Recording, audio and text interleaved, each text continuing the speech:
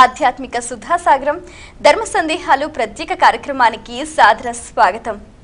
ప్రభుం ప్రాణనాథం విభుం విశ్వనాథం జగన్నాథనాథం సదానందభాజం భవద్భవ్యభూతేశ్వరం భూతనాథం శివం శంకరం శంభుమీశానమీడే.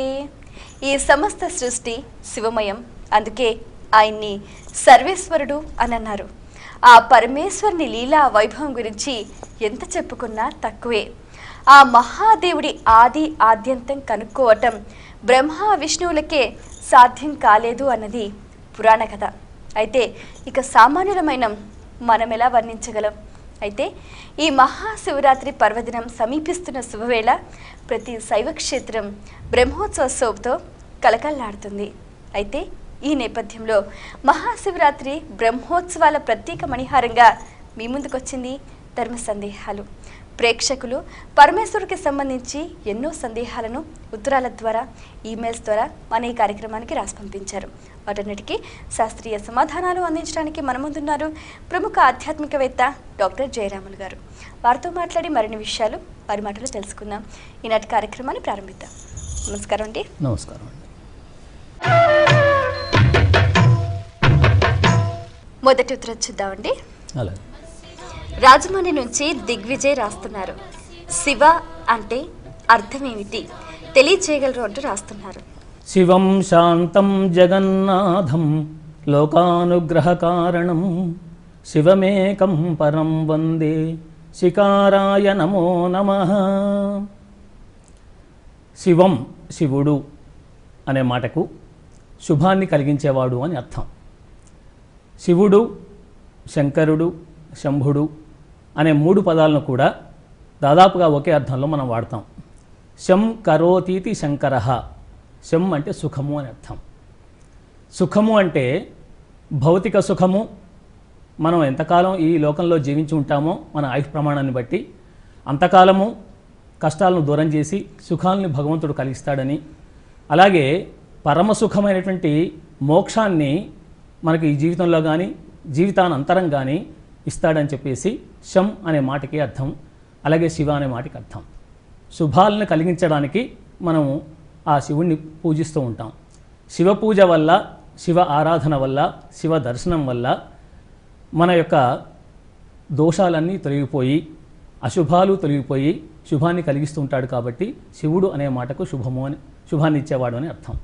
శుభాలను కలగజేయటం, అందుకే సత్యం శివం సుందరం అని ఒక మాట మనం వాడుతూ ఉంటాం. సత్యం ఎల్లకాలం ఉండేది, శాశ్వతంగా ఉండేది, అది భగవంతుడే. శివం శుభాన్ని ఇచ్చేవాడు, శుభకరుడు భగవంతుడే. అలాగే సుందరం సౌందర్యం అనేది భగవంతుడే. సుతరాం ఆద్రేతేతి సౌందర్యం అంటారు. ఎల్లప్పుడూ ఆదరించబడేది కాబట్టి దాన్ని సౌందర్యం అంటాం. కొంతకాలం ఉండి నశించిపోయేదాన్ని సౌందర్యం అనం. అందువల్ల సత్యమైన పరమాత్మ రూపమే, శివమైన పరమాత్మ రూపమే, సుందరమైన పరమాత్మ రూపమే. అలా శివం అనే పదంతో శివుణ్ణి మనం ఆరాధిస్తున్నాం. శివుడు చైతన్య స్వరూపుడు. మనలో ఆ చైతన్యం ఉన్నంతసేపు మనం శివులమే. అందుకే నా రుద్రో రుద్రమర్చయేత్ అని చెప్పారు మహన్యాసంలో. రుద్రుడు కానివాడు రుద్రుడిని అర్చించలేడు అని. ఆ శివతత్వం ఆ చైతన్యం మనలో ఉన్నంతకాలం మనం కూడా శివులమే. ఆ శివతత్వం మనలోంచి వెళ్ళిపోతే మనం శవం అవుతాం. కాబట్టి శివుడనే మాటకు శుభాన్ని కలిగించేవాడని, శంభుడనే మాటకు కూడా సుఖాలను ఇచ్చేవాడని, శంకరుడు అనే మాట కూడా సుఖాలను ఇచ్చేవాడని అర్థం. కాబట్టి మనకు లౌకిక, పారలౌకిక రెండు రకాల సుఖాలను అందించేవాడు, క్షేమాన్ని అందించేవాడు, శుభాన్ని అందించేవాడు ఆ పరమశివుడు. కాబట్టి శివశబ్దానికి శుభాన్ని ఇచ్చేవాడని అర్థం. మరి ఉత్తరం చూద్దామండి. హైదరాబాద్ నుంచి తులసి రాస్తున్నారు. శివుడు ఎలా అవతరించాడు? తల్లిదండ్రులు లేరా? వివరించండి అంటూ రాస్తున్నారు. శివుడు ఎలా అవతరించాడు, తల్లిదండ్రులు లేరా అనే దానికి శివుడికి తల్లిదండ్రులు ఉండరు. నిత్యుడు శాశ్వతుడు అయిన పరమాత్మకు తల్లిదండ్రులు అనేవారు ఉండరు. తల్లిదండ్రులు ఉంటే ఎప్పుడు పుట్టాడు, జన్మదినం, ఆ జన్మదినం బట్టి ఎన్ని సంవత్సరాల ఆయుష్ ఇవన్నీ నిర్ణయిస్తారు. జననం ఎక్కడ ఉంటుందో మరణం అక్కడ ఉంటుంది. కాబట్టి భగవంతుడికి జనన మరణాలు ఉండవు. అలాగే పరమశివుడికి తల్లి తండ్రి రెండూ ఉండరు. తల్లిదండ్రులు ఉంటే కానీ జననం ఉండదు. మనం భౌతికంగా ఆలోచించినప్పుడు ఈ సృష్టిలో మానవులకు మాత్రమే లేదా పశుపక్షాదులకు మిగతా వాటికి తల్లిదండ్రులు ఉన్నట్టుగా కనబడతారు. అంతేకాని పరమశివుడికి తల్లిదండ్రులు ఎక్కడా ఉండరు. అయితే ఆయన ఎలా అవతరించాడు అన్నప్పుడు ఆయన స్వరూపం 2 రకాలుగా ఉంటుంది. నిరాకార స్వరూపం, సాకార స్వరూపం. నిరాకారుడుగా ఆయన లింగ రూపంలో అవతరించాడు. మనకు అవతరణం అది ఒకటే కనబడుతుంది. అది కూడా మాఘ బహుళ చతుర్దశి ఆ రోజున మధ్యరాత్రి వేళ ఆయన మనకు దర్శనం ఇచ్చాడు కాబట్టి ఆ రోజే ఆయన అవతరించినట్టుగా మనం చెప్పుకుంటున్నాం. ఎందుకు అవతరించాల్సి వచ్చింది ఆయన అన్నప్పుడు మనకు 3 మూర్తులను మనం చెప్పుకుంటాం. సృష్టి కార్యక్రమాన్ని నిర్వహించడానికి భగవంతుడు 3 రూపాలుగా అవతరించాడు. ఒకటి బ్రహ్మ సృష్టికర్త, రెండోవాడు విష్ణువు స్థితికారకుడు. ఉన్న సృష్టిని నియమంగా పద్ధతి ప్రకారంగా నడవడానికి నిలబెట్టడానికి ఆయన ఉంటాడు. అందుకే ఆయన స్థితికారకుడు అంటాం. 3వ తత్వం మన శివుడు. ఈ శివుడు లయకారకుడు అని చెప్తారు. ఈయన మొట్టమొదట లేడంటే మనకు ఈ కథలో లింగం రాకముందు ఉన్నటువంటి కథలో బ్రహ్మ విష్ణు ఇద్దరే ఉన్నారు. ఉండి వాళ్ళిద్దరు కూడా నేనే గొప్పవాడిని సృష్టి చేస్తున్నాను కాబట్టి నేనే గొప్ప అని బ్రహ్మగారు భావించాడు. అలా భావించి విష్ణువుతో మాట్లాడుతున్న సందర్భంలో విష్ణువు తనే గొప్ప అని చెప్పేసి ఆయన అనుకున్నాడు. ఈ ఇతివృత్తం మనకు శివపురాణంలో కనబడుతుంది. నేను గొప్ప అంటే నేను గొప్ప అనుకున్నటువంటి సందర్భంలో వాళ్ళిద్దరిలో ఎవరు గొప్ప అని తేల్చడం చాలా కష్టం. ఎందుకంటే ఎవరి తత్వం వాళ్ళది. ఇద్దరు కూడా ఒకే రూపానికి వేరు ఆకారాలతో కనబడేటువంటి వాళ్ళు. అప్పుడు వాళ్ళ మధ్యలో బ్రహ్మాండమైనటువంటి ఒక అగ్నిలింగం ఉద్భవించింది. ఆ అగ్నిలింగం ఉద్భవించగానే వాళ్ళు దాన్ని చూసి ఆశ్చర్యపోయారు. ఇదేమిటి ఇంత పెద్ద లింగం వచ్చిందా అని చెప్పేసి. దీనికి పెద్ద కథ ఉందనుకోండి, ఆ ఇతివృత్తం చెప్పడం కుదరదు. కానీ మనకు ఈ అగ్నిలింగం యొక్క ఆది ఎక్కడ అంచం ఎక్కడ తెలుసుకుందామని చెప్పేసి బ్రహ్మ విష్ణువులు ఒకరు పైకి వెళ్ళారని ఒకరు కిందికి వెళ్ళారని, అలా వెళ్ళిన వాళ్ళు ఆ లింగం యొక్క ఆద్యంతాలను కనుక్కోలేకపోయారని, సరే కథాపరంగా బ్రహ్మ అబద్ధం చెప్పాడని కథ అంత ఉంది. ఈ కథంతో మనకు అక్కర్లేదు. కానీ ఆ రకంగా మాఘ బహుళ చతుర్దశి నాడు ఆవిర్భవించినటువంటి అగ్నిలింగమే జ్యోతిస్వరూపమే ఆ లింగంగా మనకు దర్శనమిస్తుంది. ఆ రోజే ఆయన పుట్టినరోజుగా మనం భావించాల్సి ఉంటుంది. ఎందుకంటే ఆయన పుట్టినరోజు ప్రత్యేకంగా ఉండదు. శివరాత్రి రోజు మధ్యరాత్రి వేళ లింగావిర్భావం జరిగింది కాబట్టి శివరాత్రి అనే పేరు కూడా అందుకే వచ్చింది. శివుని యొక్క రాత్రి అది. శుభాలను ఇచ్చేటువంటి పరమాత్మ శివుడు ఆయన ఉద్భవించిన రాత్రి కాబట్టి దాన్ని శివరాత్రి అని మనం అంటున్నాం. అలా శివరాత్రి పండుగ జరుపుకోవడానికి ప్రధానమైనటువంటి అంశం ఆ లింగోద్భవ కాలమే మనకు ప్రధానమైంది. ఆ లింగోద్భవ కాలంలో 4 యామాల్లో కూడా ఆయన పూజిస్తాం. ఆ రోజు ఆయన అభిషేకాలు పూజలు అర్చనలు అవన్నీ చేస్తూ ఆ రాత్రంతా కూడా ఆ రోజంతా ఉపవాసం ఉండి రాత్రంతా కూడా జాగరణ చేసి ఆ తిథి చాలా ప్రధానమైంది. మాఘమాసం చాలా విశిష్టమైంది. మా అఘం అంటే పాపం లేనివి పాపాలు తొలగించేది అని అర్థం. కాబట్టి మాఘమాసంలో శివుడు ఉద్భవించాడు. మన పాపాలను తొలగిస్తాడు, మనకు పుణ్యాలను కలగజేస్తాడు. మనం కేవలం ఆయన మీద ఆధారపడి ఆయన అర్చన మాత్రం చేస్తుంటే సరిపోతుంది. కాబట్టి శివలింగోద్భవ కాలాన్నే శివుడు అవతరించినట్టు. ఉత్తరంలో వారి సందేహం చూద్దామండి. వరంగల్ నుంచి స్వాతి రాస్తున్నారు. శివ స్వరూపంలోని అంతరార్థం ఏమిటి తెలియచేయగలరు అంటూ రాస్తున్నారు. నిరాకార రూపం లింగ రూపంలో దర్శిస్తాం. ఆయన సాకార రూపాన్ని దాన్నే స్వరూపం అంటాం. స్వరూపం, ఈ స్వత్వం అనేది పరమాత్మ తత్వం. ఆయన యొక్క రూపాన్ని చూడాలంటే మన కళ్ళకు కనబడాలంటే చర్మచక్షులు కనిపించాలంటే ఒక ఆకారాన్ని ఏర్పరచుకుంటాం. అలా ఏర్పరిచినటువంటి ఆకారం మనకు తెలుసు. ఆయనకు ఒక వాహనం, ఆయన ఆభరణాలు, ఆయన పక్కన అర్ధనారీశ్వరిగా ఉన్నటువంటి అమ్మవారు, తర్వాత ఆయన చూడమందు చంద్రుడు, ఆయన అందుకే చంద్రచూడు అంటారు, చంద్రశేఖరుడు అంటారు. తర్వాత ఆయన శిరస్సు మీద గంగ, ఆయన జటాజూటం, ఇవన్నీ మనకు దృష్టికి వస్తాయి. నమఃక పద్దినేచ విప్తకేశాయచ అని చెప్పి మనకు దీంట్లో అభిషేకంలో చెప్తూ ఉంటాం రుద్రంలో. అలా చెప్పినప్పుడు కపర్దిగా మనకు శివుడు దర్శనమిస్తాడు. అలా కపర్దిగా ఉన్నటువంటి శివుల్లో ఇవన్నీ ఎందుకున్నాయి, ఆ స్వరూపం ఏంటో మనకు ఒకసారి ఆలోచిద్దాం. శివుని యొక్క వాహనం నంది, ఎద్దు. ఈ ఎద్దు గో శబ్దం ధర్మానికి ప్రతీక. ఎద్దు ధర్మమూర్తి, ధర్మం 4 పాదాలతో ఉంటుంది. 4 పాదాలతో నడిచేటువంటి ధర్మాన్ని మీద అధిష్ఠించిన వాడు పరమాత్మ శివుడు. అందుకోసం మనం అంటే సమాజం కూడా 4 పాదాలతో ఉన్నటువంటి ధర్మాన్ని ఆచరించాలని చెప్పేసి ఆయన ఆ వాహనం ద్వారా ఉద్బోధిస్తున్నాడు. ఆయన వాహనం చెప్పేది ధర్మాన్ని. తర్వాత ఆయన మెడలో సర్పం కనబడుతుంది. ఒక మెడలోనే కాదు, మొత్తం 8 సర్పాలను ఆయన ధరిస్తాడు. వాసుకి మొదలైన సర్పాలను ధరిస్తాడు. ఆ సర్పాన్ని ఎందుకు ధరిస్తాడు, మెడలో వేసుకోవడానికి కారణం ఏమిటి అన్నప్పుడు మనలో కుండలిని శక్తి ఉంటుంది. మన షట్చక్రాలు మనందరికీ తెలిసినవే. మూలాధారం, స్వాధిష్టానం, మణిపూరం, అనాహతం, విశుద్ధం, ఆజ్ఞ, ఇలా సహస్రారం దాకా ఉండేటువంటి చక్రాలని ఆధారం చేసుకొని కుండలిని శక్తి ఉంటుంది. అది పాము ఆకారంలో ఉంటుంది. అలా పాము ఆకారంలో ఉన్నటువంటి కుండలిని శక్తిని మనం యోగం ద్వారా పైకి నెమ్మదిగా ఉద్బుద్ధం చేస్తూ సహస్రారం దాకా తీసుకెళ్ళగలిగితే మనకు మోక్షం వస్తుంది. ఇది కుండలిని శక్తి, ఆ యోగంలో ఉన్నటువంటి విధానం. దీనికి చిహ్నంగా ఆయన పాములు ధరిస్తాడు. అలా పాములు ధరించినటువంటి ఆయన విభూతి పూసుకుంటాడు. విభూతి భూతి ఐశ్వర్యం అంటారు. విభూతి పరమాత్మ ధరించి ఆయన చాలా నిరాడంబరుడని, ఎలాంటి ఆడంబరాలు కానీ లేకపోతే అలంకారాలు కానీ ఎక్కువగా ఉండకుండా విభూతి ధరిస్తాడని చెప్పేసి తాను శ్మశానవాసి అని స్ఫురింపజేస్తాడు. శ్మశానవాసి అంటే శ్మశానంలో ఉండే భూతాలు ప్రేతాలు అవన్నీ కూడా మన ఊళ్ళ మీద పడకుండా నగరాల మీద పడకుండా ఆయన కాపాడుతున్నాడని ఒక అర్థం చెప్తారు, లౌకిక అర్థం. సరే, ఏదైనా మొత్తానికి ఆ విభూతి ద్వారా మనకు ఐశ్వర్యాన్ని ప్రసాదిస్తాడు. తర్వాత ఆయన చంద్రుని ధరించాడు. చంద్రుడు మనఃకారకుడు, చంద్రమా మనసో జాతః అని చెప్పంటారు. అందుకోసం మనస్సును ప్రేరేపించేటువంటి లక్షణం కలవాడు చంద్రుడు. కాబట్టి మన మనస్సులు సక్రమంగా ఉండడానికి ఆ శివదర్శనం చేసుకోగానే చంద్రుడు కూడా దర్శనమిస్తాడు. మనకు చల్లగా హాయిగా సుఖంగా జీవించండి అని చెప్పడానికి చిహ్నంగా మనకు ఆ చంద్రుడు కనిపిస్తున్నాడు. అలాగే ఆయన పక్కన శక్తి ఉంది. శక్తి పురుషుడు ఇద్దరు కలిసి ఉన్నప్పుడే సక్రమంగా ప్రపంచాన్ని నడుస్తుంది. ప్రపంచంగా లోకాలన్నీ నడుస్తాయి. మొత్తం విశ్వమంతా పరమాత్మ రూపమే. అలాంటి పరమాత్మ రూపమైనటువంటి ఆ శివుని యొక్క ఆకారం చూసినప్పుడు మనకు పైన గంగా కనిపిస్తుంది. గంగాదేవి పవిత్రతకు చిహ్నం.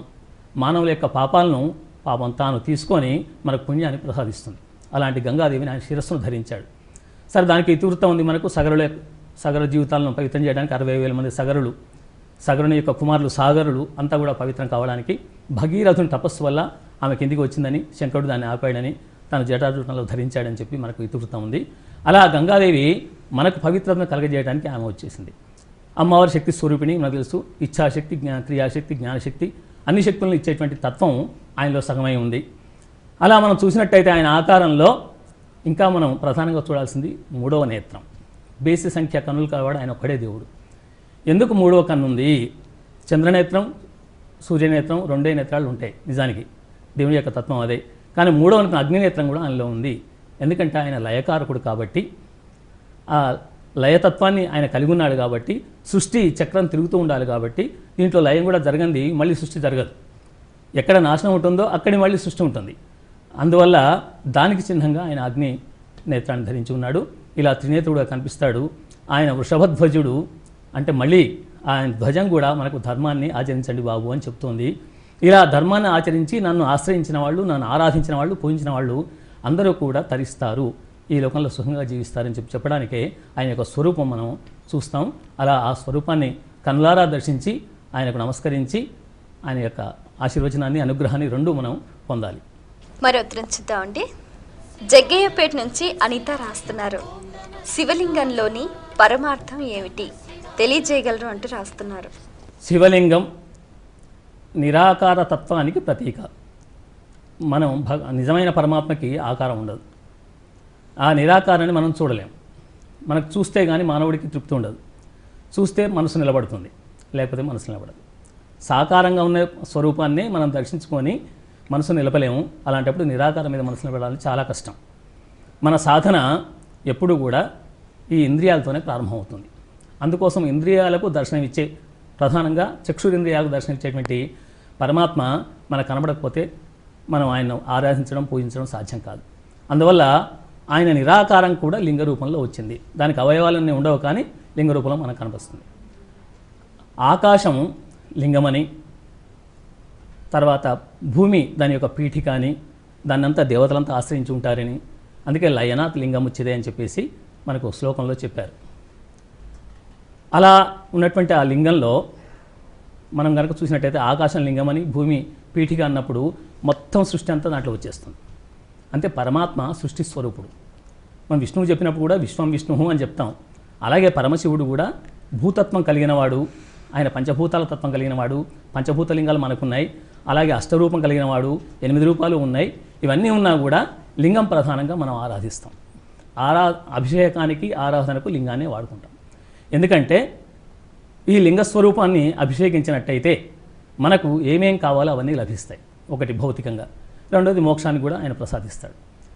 అయితే ఇక్కడ ఈ లింగ రూపం ఎప్పటి నుంచి ఉంది అని చెప్పినప్పుడు మనం ఇంతకుముందు చెప్పుకున్నాం, శివరాత్రి మాఘ బహుళ చతుర్దశి నాడు ఆయన ఆవిర్భవించాడని జ్యోతిర్లింగంగా, మనకు దాల్చిన జ్యోతిర్లింగాలు ఉన్నాయని ఇవన్నీ చెప్పుకుంటున్నాం.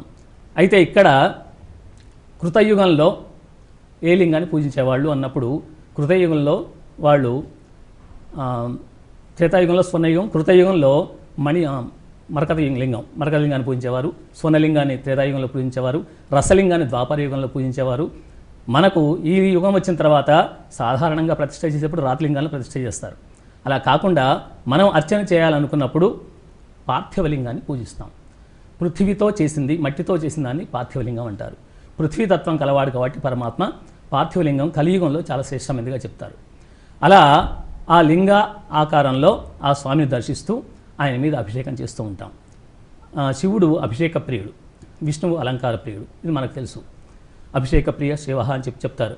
అందువల్ల ఆయనకు అభిషేకం చేస్తూ ఉంటే ఎందుకు ఊరికే నీళ్లు పోస్తూ ఉంటారు అని సామాన్య జనం అనుకుంటారు. ఆయన అక్షంతలు వేయడం, నీళ్లు పోయడం, అక్షంతలు వేయడం, నీళ్లు పోయడం అలా చేస్తుంటారు. రుద్రాలు 11 సార్లు చదువుతారు, చదివి 11 తర్వాత చమక భాగాలు చెప్తారు, చమక అనువాకాలు చెప్తారు. ఇది ఏమిటి అని చెప్పేసి అనుకుంటారు. ఈ 11 సంఖ్య ఏమిటి, 11 సార్లు రుద్రాలు చదవడం ఏమిటి, 11 రుద్రులు ఉండడం ఏమిటి అని చెప్పి ఆలోచించినప్పుడు ఈ 11 సంఖ్య అనేది మనకు సంబంధించిందే. మనకుండేటువంటి పంచ జ్ఞానేంద్రియాలు, పంచ ప్రాణాలు, మనస్సు, ఈ 11ని కూడా ఆ పరమాత్మ వైపు మళ్లించడానికి ఈ ఏకాదశి సంఖ్యను నిర్ణయించారు. ఇలా ఈ ఏకాదశి సంఖ్యతో స్వామిని అభిషేకిస్తాం. అలా అభిషేకించినప్పుడు నమస్తే రుద్రమన్యవ హుతోతేషవే నమః అంటూ రుద్రం మొదలవుతుంది. మొదలై ఆయన యొక్క స్వరూపం మొత్తం ప్రపంచంలో ఏమేమి ఉన్నాయో విశ్వంలో ఉన్నవన్నీ కూడా దాంట్లో మనకు దర్శనమిస్తాయి. పర్వతాలు, నదులు, ప్రకృతి మొత్తం మనకు కనిపిస్తుంది, విశ్వం అంతా కనిపిస్తుంది. ఆయన విశ్వమయుడని ఆ లింగంలో చేసేటువంటి అభిషేకానికి అర్థం చెప్తారు. అలా ఆ స్వామి లింగ రూపంలో ఉండి మనకు ఏమేం కావాలో అవన్నీ తీరుస్తూ ఉంటాడు. కాబట్టి లింగ రూపంలో మనం ఆయన ఆరాధిస్తున్నాం. పార్థివ లింగం కలియుగానికి చాలా ప్రధానమైనదిగా చెప్తున్నారు. అలాగే లింగార్చన చేస్తారు. ఆ లింగార్చన చేసేప్పుడు 365 లింగాలతో చేస్తారు. ఈ 365 ఏమిటి అంటే సంఖ్య, మనం ఈరోజు చేసినటువంటి అర్చన మళ్ళీ సంవత్సరం దాకా అది ఫలితాన్ని ఇస్తూ ఉంటుంది. దానికోసం 365 అని పెడతారు. 365 రోజులు కాబట్టి ఒక్కొక్క రోజుకు ఒక ఫలితాన్ని ఇస్తూ ఉంటాడు ఆయన. అందుకోసం ఆ లింగాన్ని ఆరాధిస్తాం. కాబట్టి లింగానికి అభిషేకం, పూజ, బిల్వదళ పూజ ప్రధానమైంది. బిల్వంలో లక్ష్మి ఉంటుంది. మనం లక్ష్మిని కోరుకున్నప్పుడు బిల్వదళాలతో స్వామిని పూజిస్తే దానికి సంబంధించినటువంటి శ్లోకాలు ఇవన్నీ ఉన్నాయి. అష్టోత్తర శతనామాలతో ఆయన పూజించినట్టయితే మనకు కోరుకున్న ఫలితాన్ని ఇస్తాడు అని చెప్తారు. ఈ అష్టోత్తర శతం అనేటువంటి సంఖ్య ఎందుకు పెట్టారు? ఈ బిల్వాలు కూడా 108 బిల్వాలతో పూజిస్తాం. అష్టోత్తర సంఖ్య ఎందుకంటే సకల ప్రాణుల క్షేమం కోసం. మొత్తం రాసులన్నీ మనకు నక్షత్రాలన్నీ కూడా 27 నక్షత్రాలు ఉంటాయి. ఒక్కొక్క నక్షత్రంలో 4 పాదాలు ఉంటాయి. 4 × 27 108.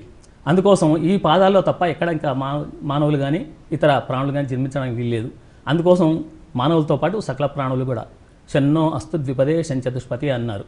ద్విపాదులతో పాటు చతుష్పాదులు, ఇతర ప్రాణులు అంతా క్షేమంగా ఉండాలి. కాబట్టి ఆ లింగాన్ని మనం అభిషేకం చేసి ఆయన యొక్క అనుగ్రహాన్ని పొందుతాం. మరి ఉత్తరం చూద్దామండి. ఖమ్మం నుంచి రవి రాస్తున్నారు, శివుణ్ణి లయకారకుడని ఎందుకంటారు, తెలియచేయగలరు అంటూ రాస్తున్నారు. సృష్టి అంటే పుట్టడం. ఏది పుడుతుందో అది తప్పకుండా నశించాల్సిందే.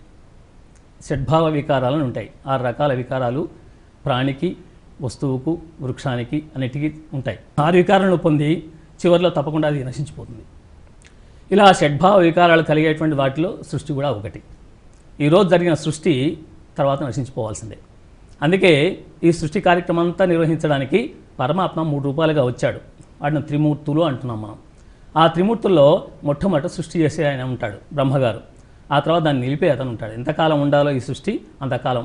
ఈ సృష్టికి కూడా ఆ కల్పం, యుగాలు, మహాయుగంలో 4 యుగాలు, ఒక్కొక్క యుగంలో ఇన్ని సంవత్సరాలు, 4,32,000 సంవత్సరాలు కలియుగానికి అని, దానికంటే 2 తర్వాత ద్వాపర యుగం అని ఇలా చెప్పారు.